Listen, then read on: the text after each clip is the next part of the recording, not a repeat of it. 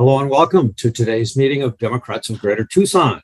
My name is Larry Bodine, and I'll be your host today. Let me give an introduction to our speaker today, and that is Priya Sundareshan.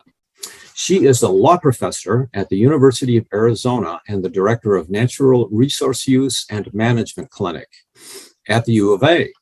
And she's one of these people who appreciates making decisions based on science, especially to preserve the environment. Earlier, she was an attorney for the Environmental Defense Fund in Washington, D.C. And today, she is running for the state senator in the new LD18, and she is advocating for water security through conservation and efficiency, making Arizona a renewable energy leader, protecting our democracy and strengthening voting rights, and improving public education funding and opportunities for all children. And with that, Priya, the floor is yours. Thank you so much, Larry. And thank you all for having me. I'm very excited to be talking to you as today's speaker. I know I've met many of you, if not at a DGT happy hour previously or elsewhere in the community advocating. So I'm really glad to talk about me and my campaign. So I'm Priya Sundareshan. I'm running for the state senate in the new LD18. Let me pull up. I did make slides because Larry told me I can talk for 30 to 40 minutes, which is exciting. Everyone loves to talk about themselves. But hang on, let me. I think I need to make you a co-host. So okay. Bear with me 1 second. Sure. Okay, you've got it. Okay, let me hit share screen. Okay. And I will. There we go. Okay, and I will put this on present. Is it doing it? Oh no, that's different. Somebody knows how I'm supposed to, should have figured this part out before.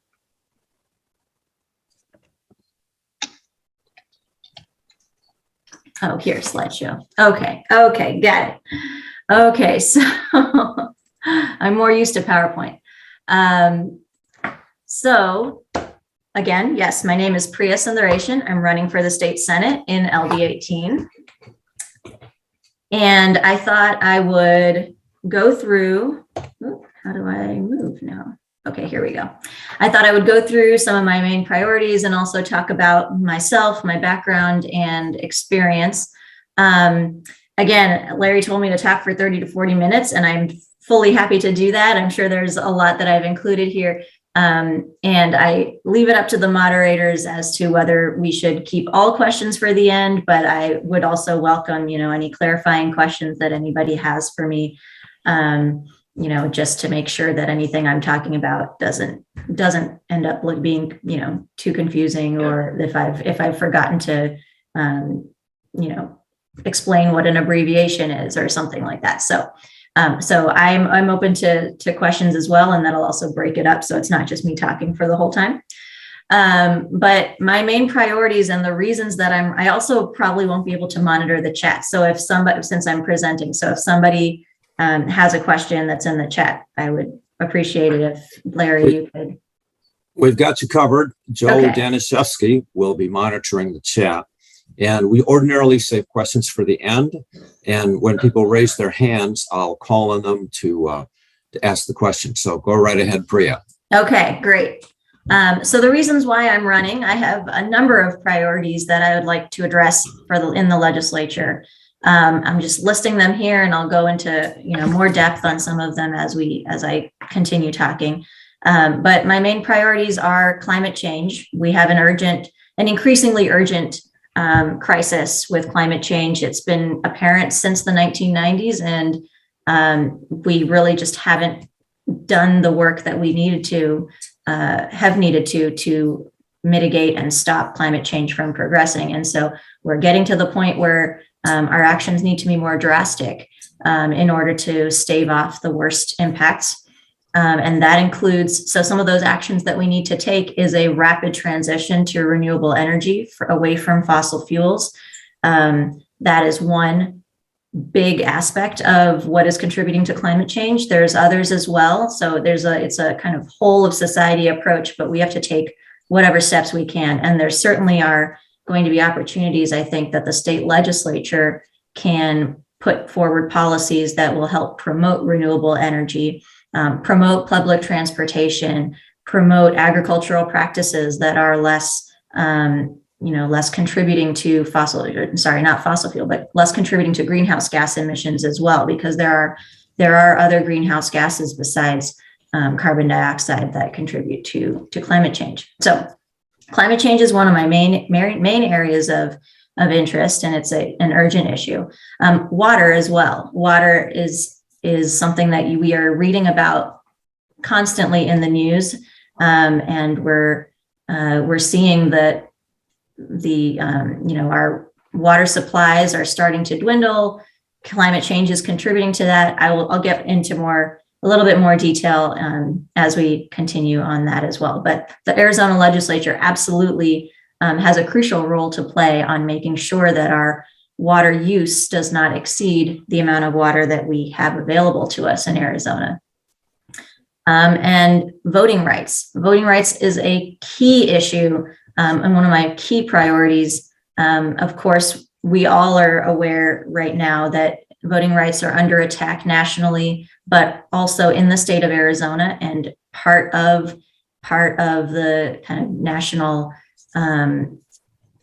angst and the big lie, part of the feeling that a lot of people, certainly not on the Democratic side, but on the right, are claiming that fraud in the elections are an excuse to dial back voting rights and to restrict the right to vote. And that is something that we in the Arizona legislature should not be doing. The legislature should be promoting voting rights. We should be promoting access to the ballot. It should not be suppressing the vote or reducing access to voting. Funding public education. I know that this is an issue that is dear to many people, and I share it as well. And I don't need to. I know there are more highly qualified experts on public education here in the audience, including Lucy Messing. So I won't repeat any facts. But as we all know, Arizona is not funding public education to the levels that it deserves, and hasn't been doing so for decades. And as we go through my bio, I'll talk about how even when I was in high school, I recall that we had to be fighting against cuts to funding public education, and that fight continues. And I really applaud all of the work that our advocates are doing on that. And then finally, just as a main priority, and something that we're also seeing the Arizona legislature attacking these days, is human rights, reproductive justice issues, gender equity issues. These are all fundamental rights that we have as people, as Arizonans, as men and women, as people of all genders, actually. And that's something that the legislature has decided to take it on itself. Again, when I say the legislature, I'm speaking of the Republicans who control the legislature. We all know that they are attacking women's rights. They're attacking the right to an abortion. They're attacking transgender children right now. Truly the most vulnerable people in our society, and passing laws that are going after people's rights to access the healthcare that they need in all of these categories. And so in the legislature, I want to make sure that we are not passing laws that reduce people's access to the healthcare that they need, and that actually affirms their fundamental human rights to be who they are. That's just a kind of brief overview. Now I want to take a step back and talk about who am I, and give you a little bit of background about myself. I was born here in Tucson, right at Tucson Medical Center. And I have to say that it has been a wonderful experience growing up in Tucson. And I think it has shaped who I am as a person, and my advocacy priorities as well. Some of these pictures skip ahead, so I'll explain them as I go along. But I attended schools in the Catalina Foothills School District from 3rd grade until graduation. I had a wonderful experience, and I know that public school experience is not something that is shared by everyone across Tucson, across Arizona, because of differences in the wealth that is available to people in that district. But I think it was a wonderful experience, and I want to make sure that education for Arizonans is funded to the levels that allow everybody in Arizona to have access to the resources and the support that I did. Let's see, in high school, I participated in band. I was in the marching band as well as concert band. Many of you, I don't know, maybe many of you have seen that the Catalina Foothills Marching Band is very large and has at times, I don't know if it still does, but at times it has outnumbered the University of Arizona's marching band, which is a fun fact. I think it did when I was there. And so it's a really nice source of community and fun, and also a way for students to be engaged in an activity that's outside of school, but also, contributing to the community experience. In particular, I played the flute, but I also, my senior year, was on drumline. I played the bass drum and was co-section leader. Getting a little, maybe I'm talking too much about band right now, but it was a fun time. And I know that the band community is pretty broad across Tucson. I also was able in high school to participate in Science Olympiad. We restarted our Science Olympiad team. And I remember, I restarted it. So we participated in it for 2 years.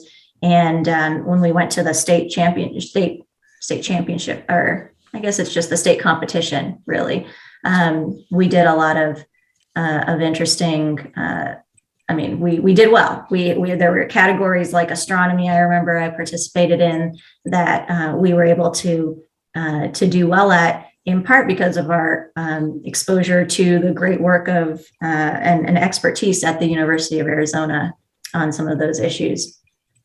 And in high school, I was also part of the debate team. And so maybe one could say that foreshadowed my later decision to go to law school and then perhaps to run for office. We'll see.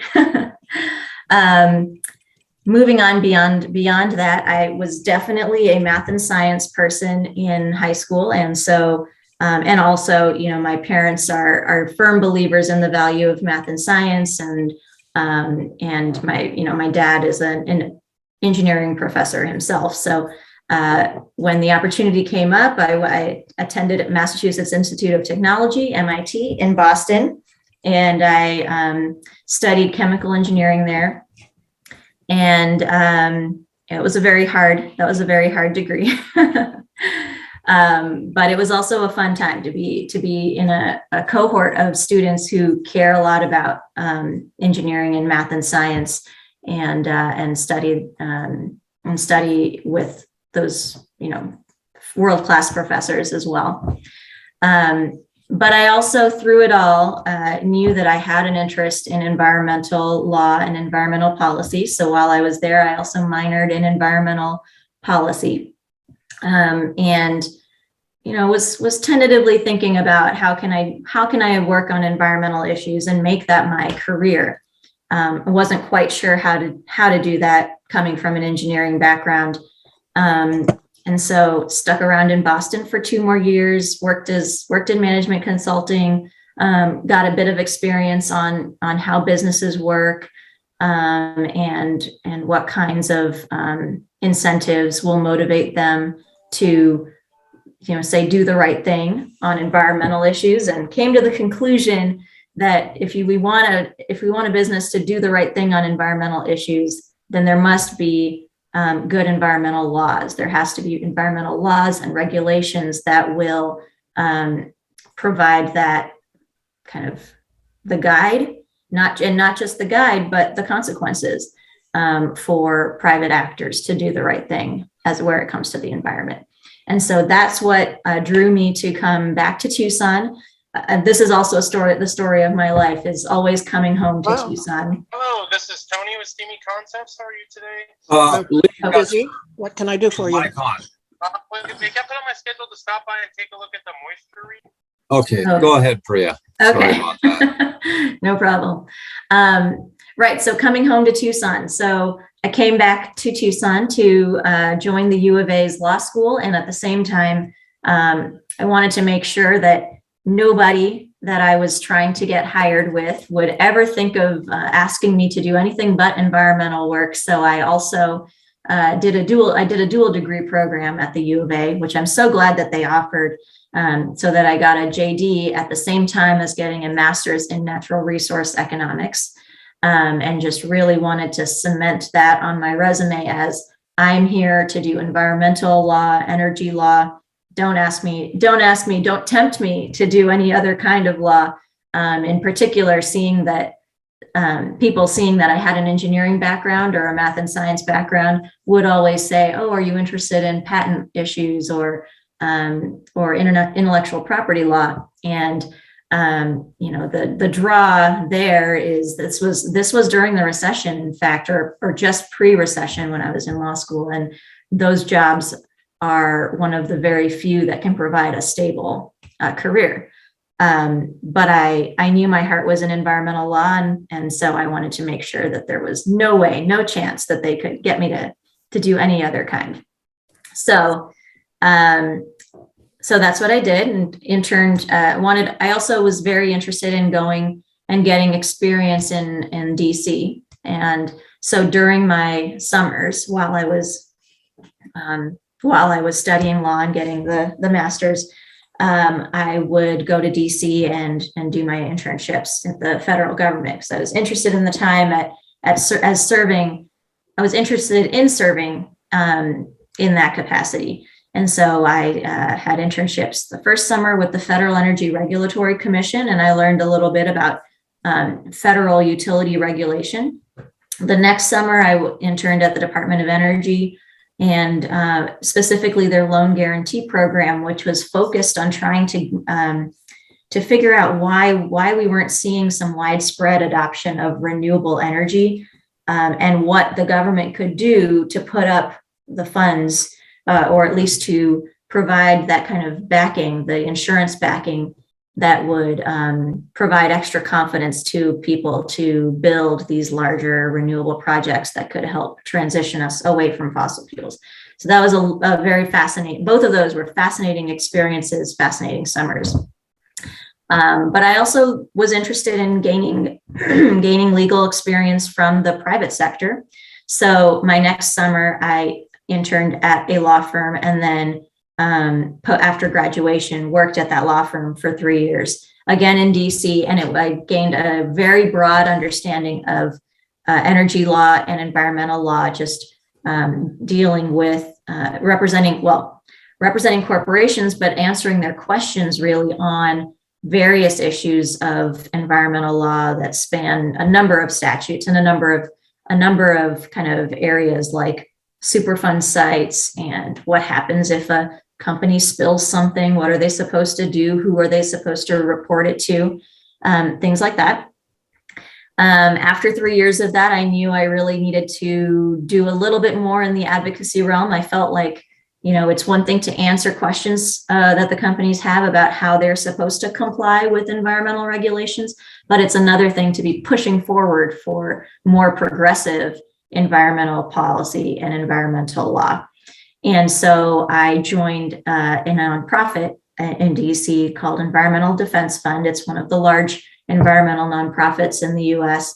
And I joined their fisheries team, so their oceans team, to work on federal fisheries issues and advocate on sustainable fisheries regulation, which is an area that, let me tell you, coming from Tucson, I could not care, did not know much about, could not care about until I got there and started learning about fisheries and how they're managed, and how they actually have a pretty good system in place for, and by they, I mean the federal government in partnership with these regional fishery management councils that are composed of of private sector fishermen, as well as scientists, as well as in some cases nonprofit advocates.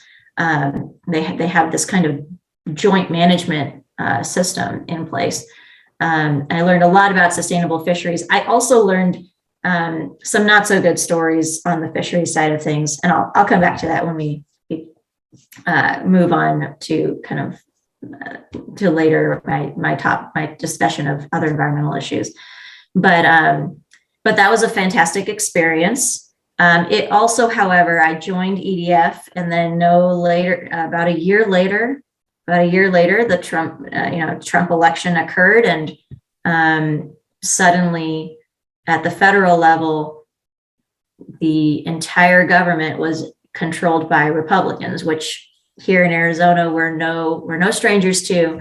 But there it was suddenly a crisis mode, and wondering whether our bedrock environmental statutes, the Clean Air Act, the Clean Water Act, all of that could be under attack, and that they might take the opportunity to just completely gut. And so it was an interesting experience lobbying for the federal government. But now I've found, so because of the kind of pluses and minuses of that job, I also wanted to come back to Arizona. I knew that there was a huge opportunity, especially politically, to make change. And so I was fortunate to find this opportunity at the U of A, where I teach natural resource law to students as part of my role directing the Natural Resource Use and Management Clinic, that's a clinic is a way for law students to gain some practical experience while they're still in law school. And so it's a really interesting hybrid approach where I'm, partly being a professor and teaching about natural resource law, but I'm also doing a bit of supervising and taking on projects and helping students get their feet wet and learn about environmental law by doing the work. I'll move on, but also want to note on this page that coming back to Arizona has also offered opportunity for advocacy. So the U of A the state universities all just unionized. And so I've joined the union at the University of Arizona, the United Campus Workers Union.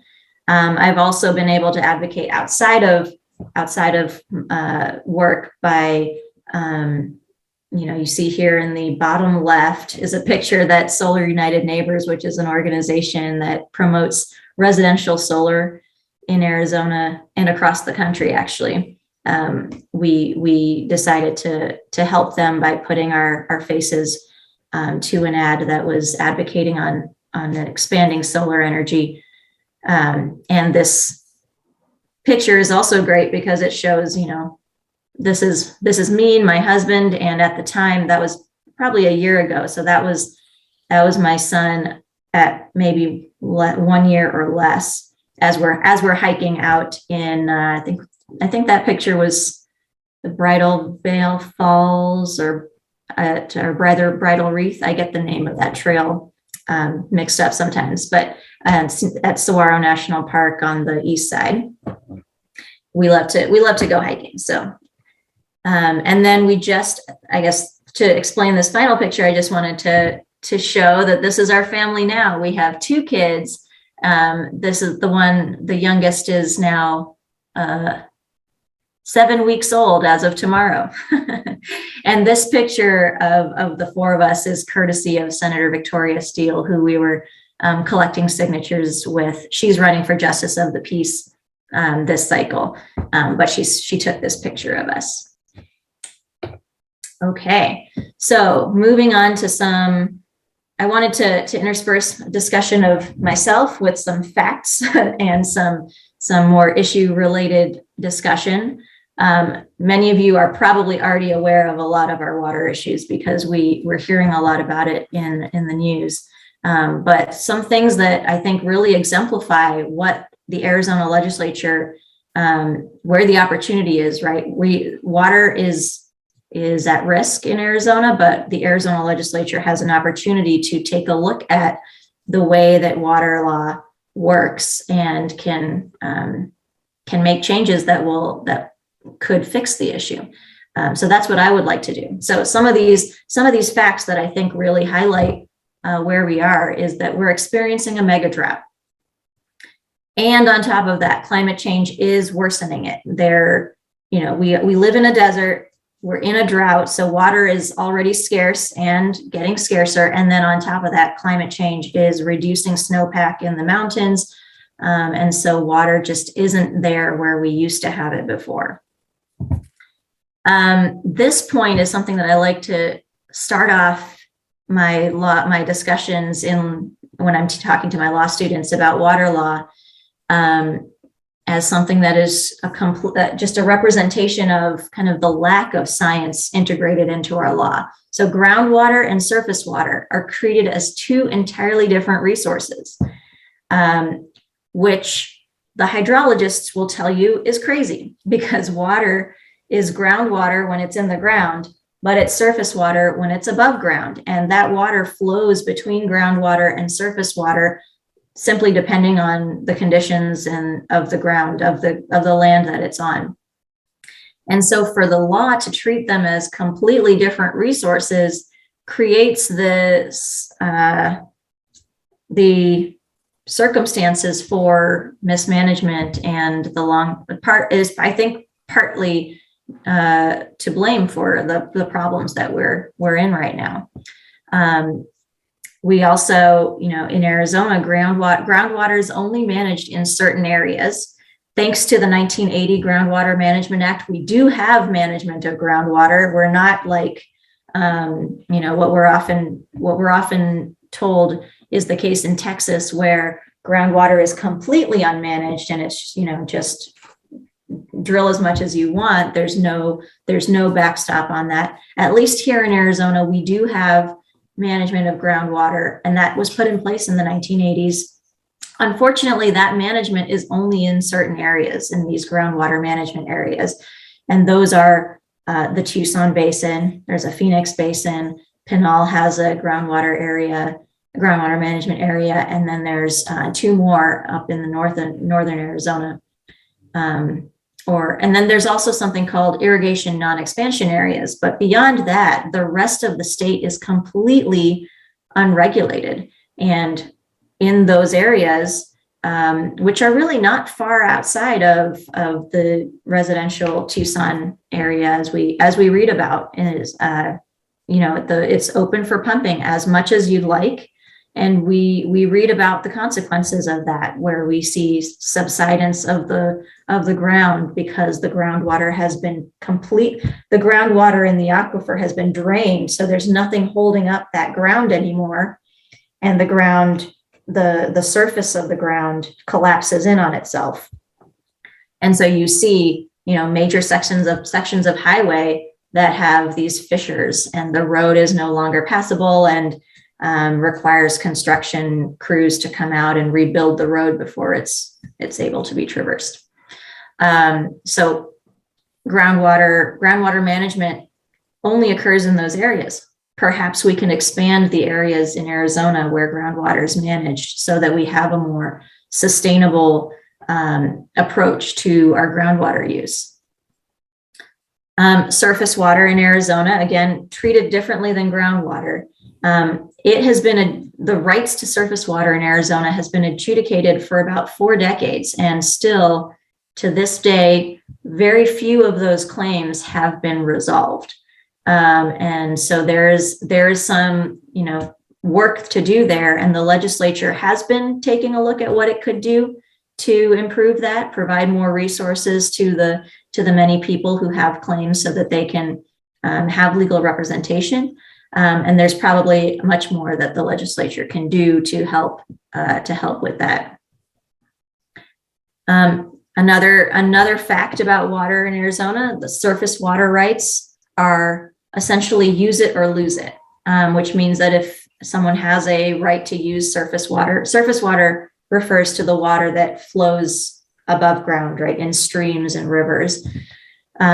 Those rights are generally use it or lose it. So if you have a right to that water, you have to keep using it every single year. Otherwise, after a period of years, you no longer have the right to that water. And so what that leads to is, even if the circumstances on the ground have changed, and say a farmer who has been using a large quantity of water wants to put in more efficient irrigation practices, they may not feel like they should put in those more efficient irrigation practices, because then they lose the rights to the rest of the water that they had been using.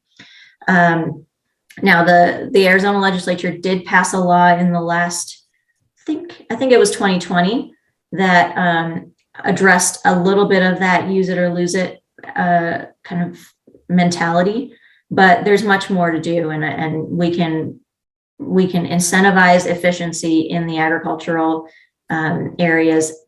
There's much more efficiency that can be incentivized in the urban areas as well. And we definitely, as part of that, we want to make sure that water is retained in the ecosystem for the trees and the plants and the fish and the animals that rely on it in our riparian areas, which are the areas right by the river systems. And then finally, the final, part of our water puzzle in Arizona is the Colorado River. And we also know right now that it too is being impacted by climate change and reduced snowpack in the Rockies.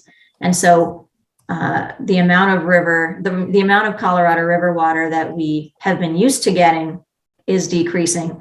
An interesting fact about that is it was allocated amongst the states based on a year of already unnaturally high flow. So we were never really using Colorado River water in a sustainable way ever since it was allocated. I think 1920 or so is when, 1922 perhaps, was when those allocations occurred. And then 1950 was when the lower basin states and Arizona in particular received its lowest priority to the Colorado River water. So that's the reason why we're seeing all these news reports about Arizona having to take these pretty drastic cuts soon. So, as all of that to say, there is a lot of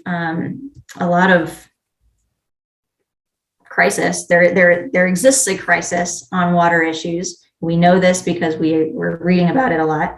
But aside from the Colorado River allocations, the Arizona legislature should be taking a look at how we're managing groundwater and how we can incentivize efficiency for our water in general so that we are more sustainably managing it. Okay, so a little bit stepping back again to my experience and my career in environmental issues, which can really explain why climate change and the environment is such a big focus for me. As I mentioned, I minored in environmental policy. I have a master's degree in natural resource economics. I only say that to underline how important environmental issues have been for me going back, for years.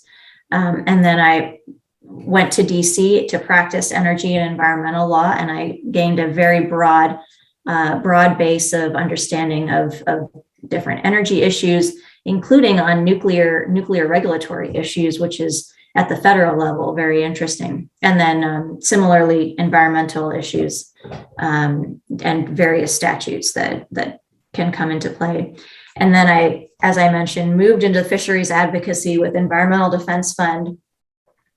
The work that we did there was much more oriented to advocacy with Congress and advocacy with the administration. And as I mentioned, when I joined EDF, it was the tail end of the Obama presidency, and we were all hoping for a Hillary Clinton presidency in which we would be able to advocate for even better protections for the fisheries, as well as, more broadly, all environmental issues.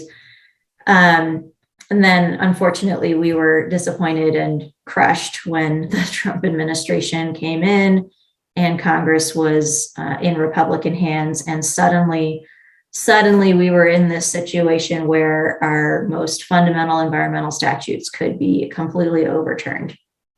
So it was from 2017 to 18 was a constant battle, just trying to mobilize people and speak what, go meet with staff, go meet with the representatives in Congress, and meet with administration staff members just to work through and minimize the damage. And fortunately, fisheries is one of these areas where we had good partnerships with industry. And so the fishermen generally at this point understood that they needed sustainable fisheries in order for their livelihoods to continue.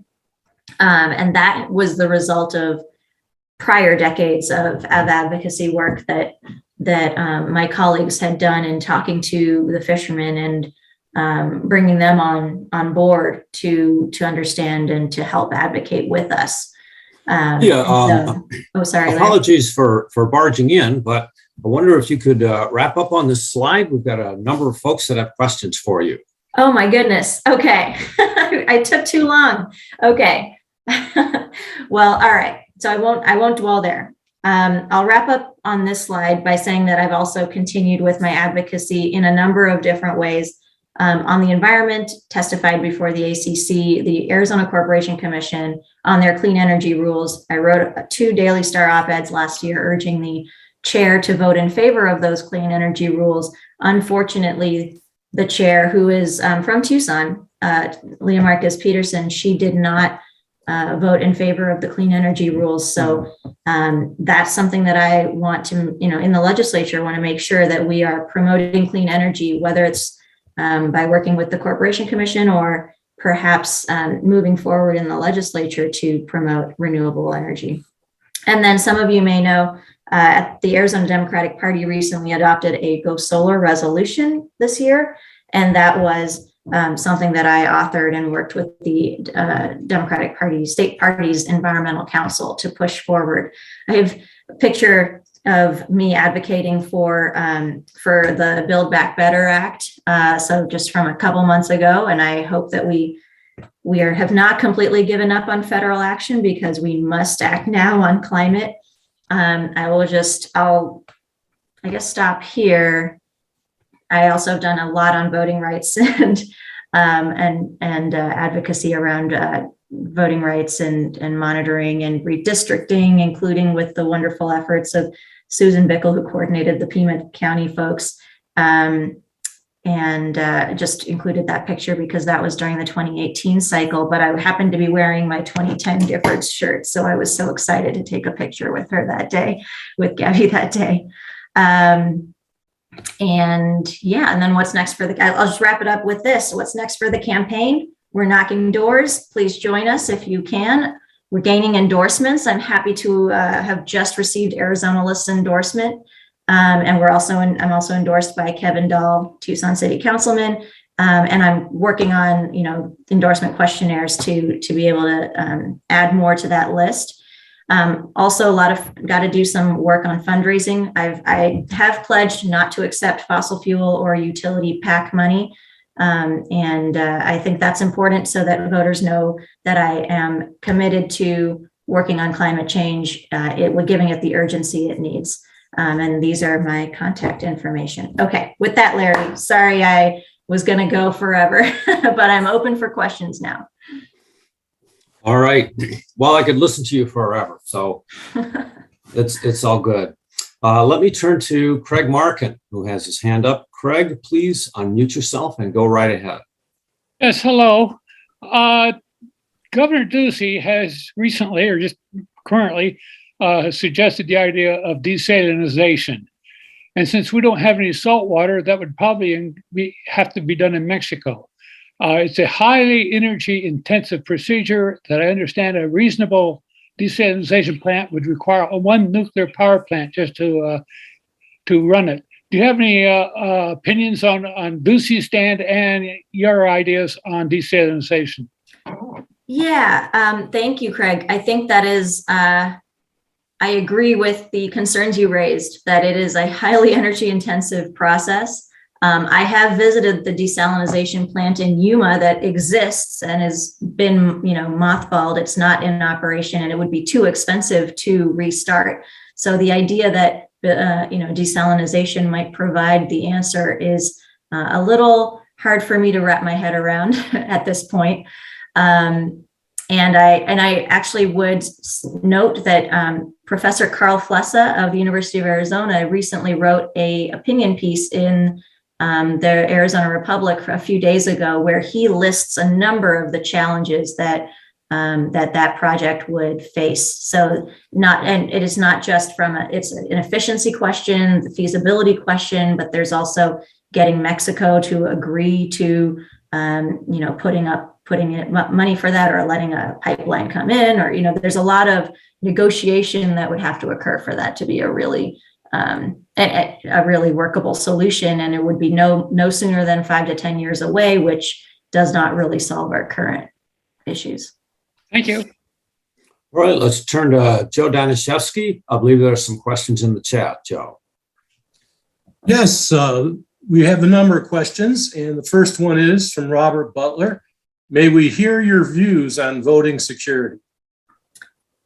Okay, yeah, I interpret that to mean the combination of making sure that voting is a secure process, that we have appropriate safeguards in place to make sure that that people aren't casting ballots who shouldn't. The thing is, Arizona has very secure elections, and including the 2020 election. The problem, there is no real large widespread fraud problem, as the fraud that occurred for the last year demonstrated. They put tons of money and volunteer work into taking Maricopa County ballots and sifting through them, and they found nothing. Although they found what they were able to do was simply make claims of widespread fraud and perpetuate the big lie. But really, they found nothing, and so I think we can all rest assured that Arizona has a lot of safeguards in place, and our elections are very secure. And instead of trying to use voting security as an excuse to reduce access to the vote, we need to be relying on what we know works, and voting by mail, expanding access to early voting as well. All of those things have a lot of safeguards in place. The signature verification process is but one of many where they make sure that the right person is casting the right ballot. Okay, the second question from Mary Thiessen. How would you gain Republican support for progressive voting and responsible environmental legislation? That is a good question. In an ideal world, we flip the legislature and Democrats can run the progressive bills that are needed to really address all of these issues. That's one option. The other option is that we don't flip the legislature. And as you say, we will need to work with Republicans in order to get support for some of this legislation to pass. Now, I'll take water as an example. There are some Republican legislators who represent rural areas that are seeing these impacts of water, water pumping that is completely unregulated, and they are there. And I will certainly call on the experience of my colleague at the law school, Kirsten Engel, who, while she was serving in the legislature, has talked about working with some of those Republicans to try to address the water needs. It will require figuring out which Republicans those are, and maybe amplifying those voices of the rural communities who are being impacted in those districts, so that those legislators know that this is an issue that they need to really be working on. Similarly, for progressive voting legislation, that is a bit tougher. I mean, the Republican Party does seem to have adopted the big lie mentality in a lot of ways. But on the other hand, there are legislators who repeatedly, Republican legislators here in Arizona even, who have repeatedly said that there were not issues with the election. And so, that may be what we need to do, is continue to work with those Republicans to try to, at least make sure that the worst of the worst bills and the voter suppression, restricting the access to the vote doesn't occur. That remains to be seen, but I'll certainly try. Joe, are there any additional questions in the chat? Yeah, actually, we have another question from Mary Thiessen. Priya, how do you anticipate your opponents will attack you and your priorities, and how will you respond? How do I anticipate my opponents will attack my priorities? Well, speaking, I think these priorities, if we're talking about Republican opponents, these priorities are unfortunately not necessary, although they are, I think, fact-based, and it's clear that these priorities do need to be addressed. I'm not sure that all Republicans share those similar facts. For example, not everyone agrees that climate change is an urgent issue that needs to be addressed, and certainly on the Republican side, we find a lot less support for that kind of set of facts. But all I can do is continue to emphasize the facts and point to the experts. And here in Arizona, we have a lot of experts who know a lot about the environmental crises that we face, climate change and the water and all of that. And just trying to elevate their voices, I think would be a big priority. All right, we've got a question from Steve Linder, our treasurer. Go ahead, Steve. Right, thank you. And here, Priya, this is my Giffords 2010 shirt. Nice. I'm proud of that too, so I have it. Actually, Joe went ahead and asked my question. My question has always been, in reality, how can you deal with a Republican-controlled legislature where the frustration is trying to talk to these people and knowing that most likely it's even heading more and more right in the people who are running for office, and how can you deal with this and get things done? And you kind of answered that with Joe, but if you have anything more to expand on that, that's really what I'm interested in. Yeah, thanks, Stephen. I think just to build on that previous answer, there are areas of common ground that it's possible to find if you can do it. And I'll go back to my experience with Environmental Defense Fund, where we were successful on preventing the worst cuts to the sustainable fisheries laws, because we had our partners in the fishing industry who were bought in, and those fishermen are not liberal fishermen at all. And so their advocacy and their involvement was very useful and helpful in talking to the Republicans who they were constituents of. And so that kind of common ground and coalition building is very vital. And I would probably need to lean on that kind of work. Okay, we have another question from Barbara Warren. Go right ahead, Barbara. Unmute yourself. Hi, I wanted to know what your position is on the safety and efficacy of nuclear power, and how we can be sure that we avoid our Fukushima. And are you a supporter of the Palo Verde, or can we do something about Palo Verde? Hi, Barbara. Thanks. I think that, having had experience at the law firm working on nuclear regulatory issues, I was given an insight into the very heavily regulated role that the Nuclear Regulatory Commission plays. And they need to be continuing to play that role. We need to have aggressive oversight, and we need to have stringent security and safety standards. And I recall I joined the firm just after Fukushima, that the NRC had, after that accident occurred, added to the security and safety regulations that they required all of the U.S. plants to meet and maintain. So I think that making sure that we have very strong oversight is how we need to continue to treat our nuclear power plants. I also do want to look at it from the bigger picture, that climate change is a threat, and it's real, and we have a large energy demand. And so until we can, and we will, emphasize energy efficiency and reduce our energy demand, that nuclear power, that as it exists, will continue to play some role in that transition to more renewable energies. And I think we also can look at some of the newer technology, and again, making sure that the safeguards are all in place to ensure that they're safe and secure.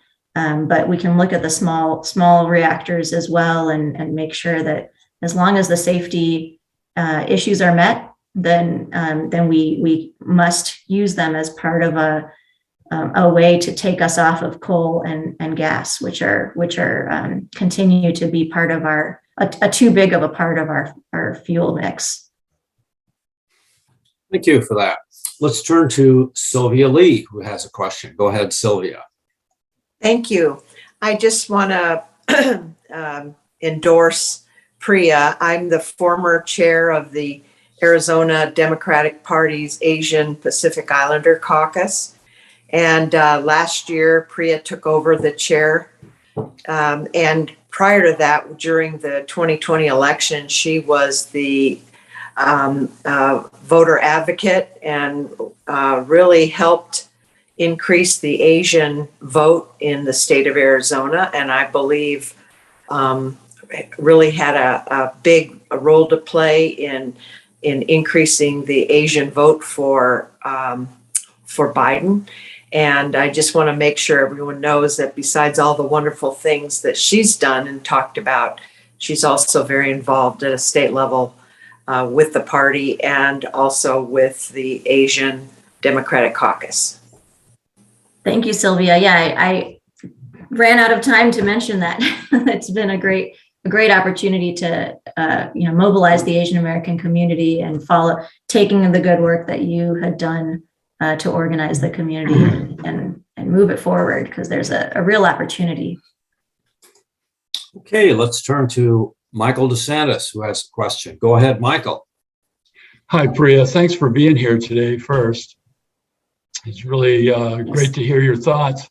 From a legal perspective, do you see any openings coming as the water situation is expected to get nothing but worse in Arizona? I've seen this firsthand, being in the water industry. Do you see any opening forming yet around addressing that use it or lose it laws and these archaic laws, many of them that go back to mining period, and that are really destroying, sustainable water policy in the southwestern United States? Do you see any cracks in that yet, or any openings?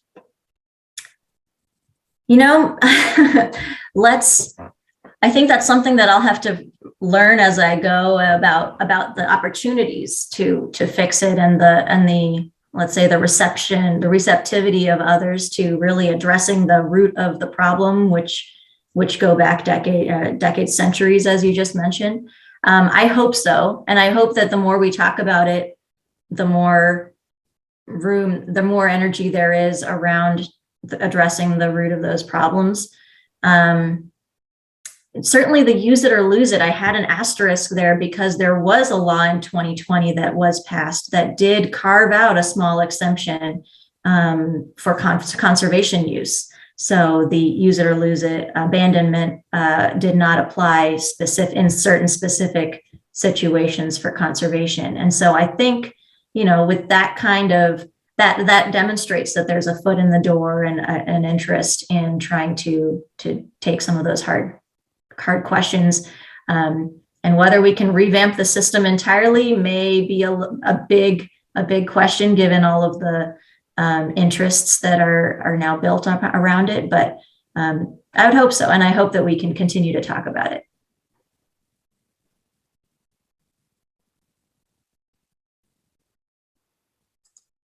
All right, I believe we have exhausted the questions. So we do have one announcement coming at the end, but Priya, could you please wrap up the meeting for us now and tell us how we can get a hold of you, find out more about you, and support your campaign? Sure. Susie had her hand up. Is that, or should I just, Susie, did you need to say something? Oh, Susie, did you have a question? You're muted, Susie.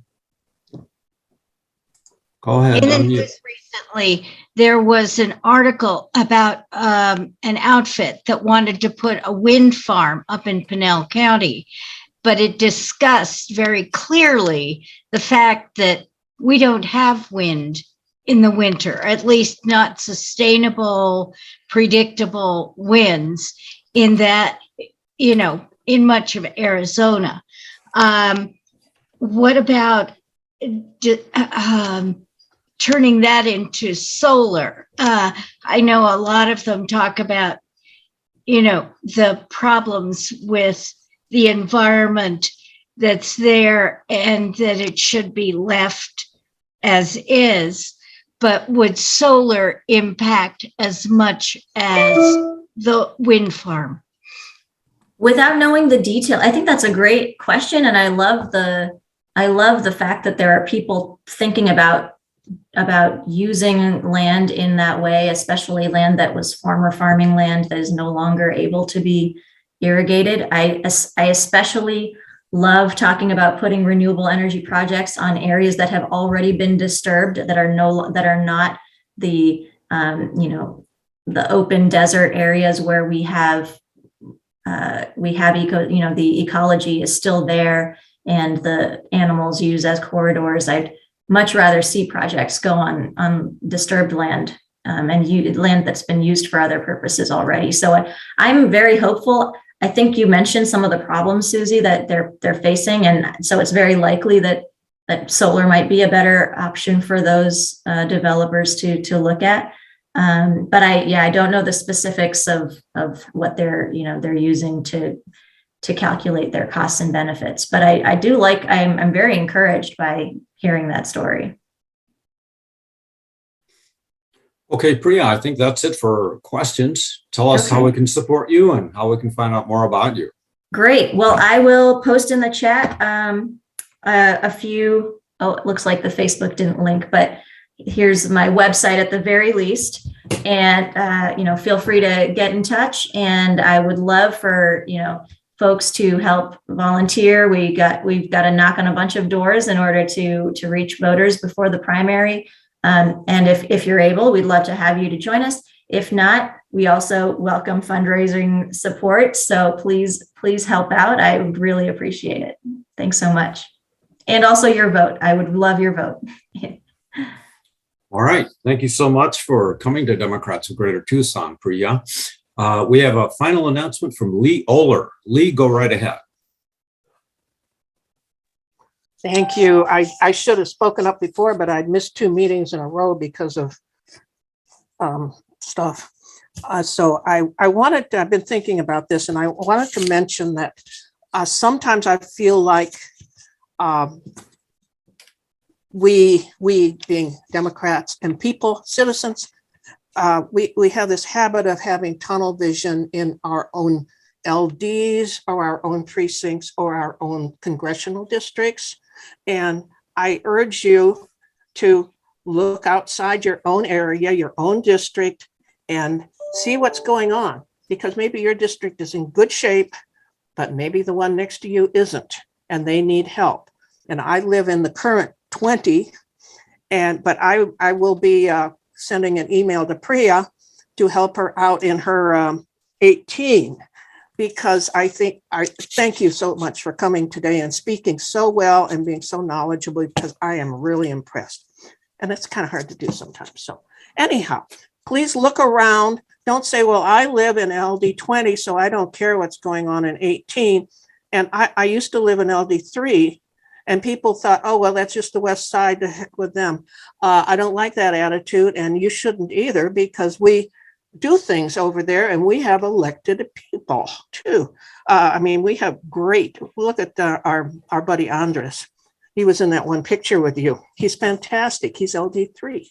So don't be afraid of LD3 or LD20 as it is now, because we need all the help we can get everywhere in the state. What we need is that majority number. I love the fact that they might come from Tucson, but maybe they won't. We need the number. And I had been noticing online that I've been getting emails from a guy named Phil Arballo. He's running in the, he's a Democrat running in Central Valley in, well, Phoenix area, Central Valley. And he is running against a really bad guy. I can't, one of the many. So I would, you know, say, don't say, well, you get to Phoenix, oh yeah, he's not in our area, let's ignore him. Please don't ignore people like that. There's another fellow, I think named Jared, that's running somewhere that's good. There's a guy in Georgia running against a real badass. So help them out. I'm writing letters now, or cards now, for New Hampshire, just because I feel like, you know, they need help too. Everybody needs help. So get in there and do all of this stuff. Help out the people that even aren't in your district. And there's another one that's particularly egregious, in my opinion. There's a Senator Grassley in Iowa. Anybody remember him from Clinton era? Oh, he's terrible. I'm from Iowa. Yeah, he's horrid. And he has 3 opponents this year, Democrats. I was just looking him up on the phone. His first opponent dropped out. The Democratic opponent dropped out because he had a death in the family and he just couldn't see himself carrying on with the campaign. But there are 3 more running against him. He needs to be removed. I think we could break the back of the Iowa Republicans if we could get rid of a few people like that. So I know maybe you don't care about Iowa, but I do, and Larry does too. So this is what I'm trying to say is sometimes we feel like we have tunnel vision and, well, my district's okay, so I'm good. Get out and help out the other districts that need the help so that they can be as equally benefit, so we can benefit from all of these. Sorry, I'm a little out of breath today, but that's my message is, and I've been thinking about this for a while. We need to really get the numbers up. You know, I've always been a proponent of going after that Griffin in Cochise County. People say, well, you know, I don't know if we can beat her, but we can sure beat a bunch of others. So get out there and do what you can do for getting our majority in the state legislature, keeping our majority in the U.S. Senate, getting more into the U.S. House, and get to work. Thank you very much for listening. Bye-bye. All right, Lee, thank you so much for that. Well, you're welcome. I was a little long-winded, but I won't do it again. Thank you all for coming today.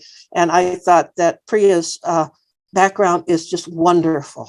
If we could get, 3 or 4 more of you running, that would be so wonderful. So thank you. Thank you. All right. With that, I'll have to bring the meeting to an end. Thank you all for attending. Check the chat for information about our fundraiser on May 19, and we'll see you at the meeting on next Monday. Thanks so much for coming today. Bye-bye.